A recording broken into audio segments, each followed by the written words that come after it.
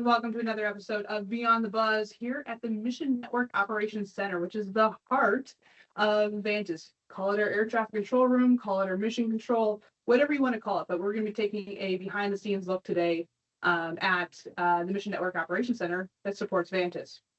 So before we get behind the scenes and take a look with all the activities happening here today, a little bit about Vantis. So Vantis started as the state of North Dakota's UAS shared infrastructure initiative.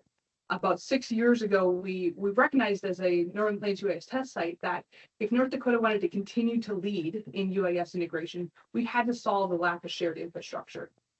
It started as a concept called the statewide network, and very quickly into it realized it was so much more than just infrastructure alone. It was demand generation, it was education, it was standards, it was regulatory approvals. And that really set off a spark for an entire program that we now call Vantis. At its core, Vantis is still an infrastructure initiative, bringing command and control, radio communications, and surveillance to support beyond visual line of sight operations for UAS. So getting into those complex and advanced mission sets that really enable the entire industry to move forward onto the next venture in this space. So supporting all of that infrastructure is the Mission Network Operations Center. Somewhere within the system, we need to make sure that we monitor, manage, and keep the network up and running. Because as we know, network management isn't a static thing. We can't just build it and be done, right? It is an ever-changing, dynamic environment to make sure that we have the latest and greatest enhancements, latest and greatest security requirements, and are updating and adjusting to new changes in software throughout the system. And we do that here at the Mission Network Operations Center. And what that enables us to provide to our UAS operators and pilots is a safe, scalable system that supports their operations so that they can fly in the NAS just the way any other traditional aircraft would be flying. So let's come on in and let's take a look behind the scenes here at the MNOC. So other than just offices, we have a few different things here at the Mission Network Operations Center. And we're actually going to be able to show you some pretty cool stuff here today. So as I mentioned, software and network management isn't static. It's a dynamic, ever-changing environment. And so we have to make sure that we're updating and keeping the software and the network up to date as well. So it just so happens this week, we are going through SAT testing, which is a system acceptance testing, meaning we're rolling out a new software version that's going to enhance the system, bring it to the next version, just like you would update your cell phone. You get the notifications that your cell phone software has to get updated when you plug it in that night. And so you say, okay, and you download the software, and next thing you know, when you wake up in the morning, your phone is magically updated. Well, it takes a little bit more work here, but that's exactly what the team is doing. So we're going to step into the operations room and take a look behind the scenes, bug the engineers a little bit, and ask them a little bit about the system acceptance testing.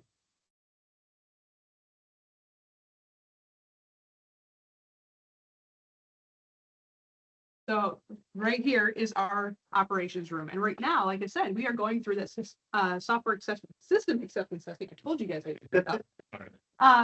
But if I can bug you guys for a couple seconds, want to talk about what first is that and why is it important? Sure. So hi everybody, Brian Sanderson from Talis. So SAT or SAT as we call it is an important event because it marks the official validation and then subsequent acceptance of whatever it is we're testing. So when we first did Vantis back in 2021, we had a kickoff SAT, a very large SAT that accepted the system as a whole. But ever since then, we've had subsequent SATs for things like, in this case, upgraded software, or in other cases, a new site was added to the Vantis network. And so it's part of the normal V&V process of having quality control in place, having your proper engineering controls in place to make sure that, yes, we have not only don't we said, but we're testing it. And we're, for our sake as well as the user's sake, to know that, yep, this is behaving as we expect when we press this button, we expect to see this behavior. When we run this data analysis script, we expect to see results come out as within tolerance. And so that's just a standard part of engineering, and we're incorporating that into Vantis. Perfect. So with this particular software update, kind of bells and whistles are we rolling out this time? Or maybe not so many cool bells and whistles as much as it's the technical stuff, but that's okay too. Yeah, so sure. So it's a good question. So this software update, we're calling it 24.4 software update. So the previous version running was 24.2, and previous to that was 23.4. But every time we update, we include a few things. So first of all, there's standard bug fixes. Things are discovered sometimes where we discover, there's a problem here, and we're going to analyze that and roll it into a future software update. And so we have a few bug fixes that are part of this update. But then from an enhancement standpoint, there's several enhancements that are more tangible and visual to the user. So probably the largest group of enhancements for 24.4 is in the flight crew HMI. So we've added a whole bunch of enhancements. Essentially, we solicited feedback from the flight ops team, from the users of the system, and said, hey, what's not working for you guys? What else do you guys need to have to make this a better system? And so we incorporated that during what we call the off season, so during the non-flying season, and we're testing that now. Perfect. And I don't know, a lot of the topics of late have been in security, in particular cybersecurity. And when you're talking about managing and operating a network like this, like the way the state is doing, these software updates are critical to stay ahead of a lot of those cybersecurity concerns. So anything special in this particular update, or why it's important to just update the systems in general? Yeah, that's a really good question, Erin. So in this particular update, there's no I would say special or hot fix cybersecurity vulnerability needs to be addressed. But we're doing exactly what you said, which is we are updating our software. We are trying to stay in lockstep with our cloud service provider, which is Microsoft Azure. So like a good example of that is in this particular update, we migrated one of our databases that is Azure hosted. And it's a fairly large change, and we don't really want to do that during the flying season because it could be potentially disruptive. So we waited until the off season, did the migration, and now we're up to date with what Azure recommends. And from Azure's standpoint, they're always looking at their vulnerabilities, their cyber requirements, and we just want to make sure that we're in lockstep with them. So that's part of what we're doing here. Perfect. Well, I'll let these guys get back to work, but I'm going to steal Stefan real quick here because got my key fob and I can show them some other cool stuff as we walk over into the integration lab. Super secure here. No one has a key fob today. They're always thrown around. Okay, so this week it's not just about the system acceptance testing. We also have some other cool stuff happening at the MNOC. So as we step into the integration lab, this year we are expanding the system to a new site on the eastern side of the state in Grand Forks, North Dakota. That means we are installing new infrastructure. And in fact, that means we're installing a new radar. So here we have the giant box is the latest in the software or in the site expansion. So this is a radar that we're going to be installing in Grand Forks, North Dakota, a little bit south. This is going to enable us to go from our current 3,000 square miles of BVLOS service volumes to 5,000 square miles of service volumes, which means we're going to be adding a whole bunch of services and opportunities for UAS operators, public safety entities, etc., in the Grand Forks region to do what's already been happening out west in their Wilson, Wofford City service volumes.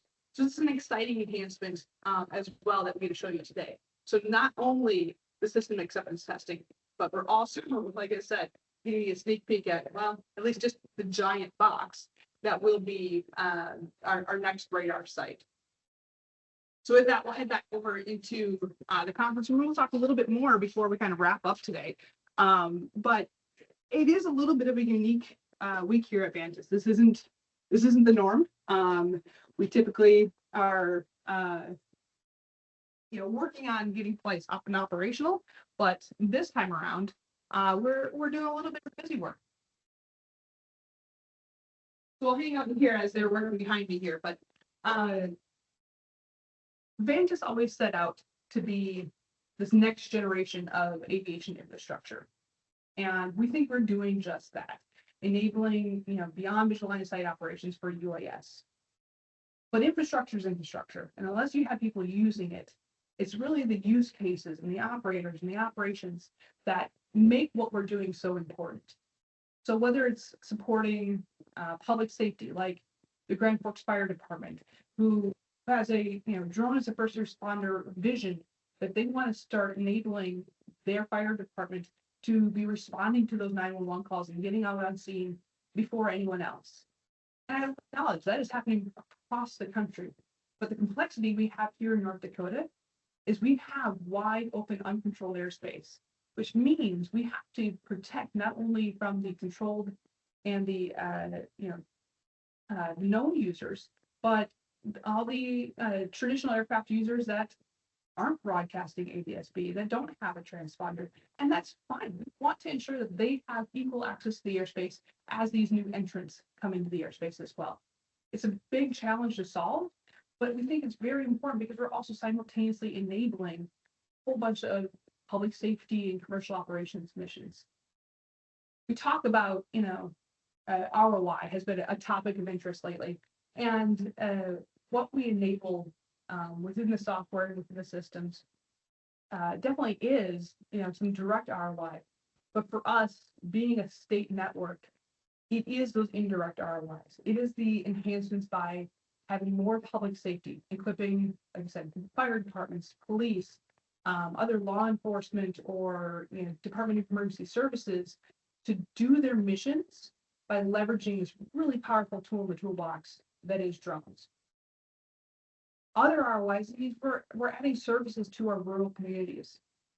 The state of North Dakota is open and vast, right? Wide open skies, blue skies for miles. You look at McKenzie County in the western side of the state. It's the largest county in the state of North Dakota. It's actually the size of Delaware. That county is serviced by 2 ambulances. And on top of that, they're volunteer ambulances. But if you look at a use case where you're not just enabling those public safety, but now you're connecting those communities. You're bringing services to those communities that would otherwise be hard and difficult to bring to the residents and the citizens that live there, enabling people to stay in their farmsteads and to stay in their homesteads. And that's really important for the state of North Dakota because that's what makes North Dakota, North Dakota. So it's like the rural connectivity on top of public safety. Now, the other aspect I would bring up is, someday I would love to get some of my online packages closer to the 2-day time mark. For those that live here, we know it's closer to 5 days, or maybe even longer, to get some of those packages. And I'll be honest, hey, I would love to have same-day delivery, but I will settle for 2-day if I can get it. And we all know that UAS is a huge opportunity to connect communities and add that package delivered in that way. And we think Vantis will have a huge part of that here in North Dakota. Because again, we have wide open, vast airspace that's largely uncontrolled. And so tackling that challenge of bringing and integrating UAS into the NAS in that safe, securable, scalable manner is a difficult challenge. ADSB is not required anywhere below 10,000 feet in the entire state of North Dakota. It's a great technology that we can leverage in our urban areas, but it doesn't work for rural America. And so Vantis really has sought to build shared use infrastructure that works in those environments, which is why the state-owned radars, which is why adding in software enhancements and expansions. It's why we do what we do every day.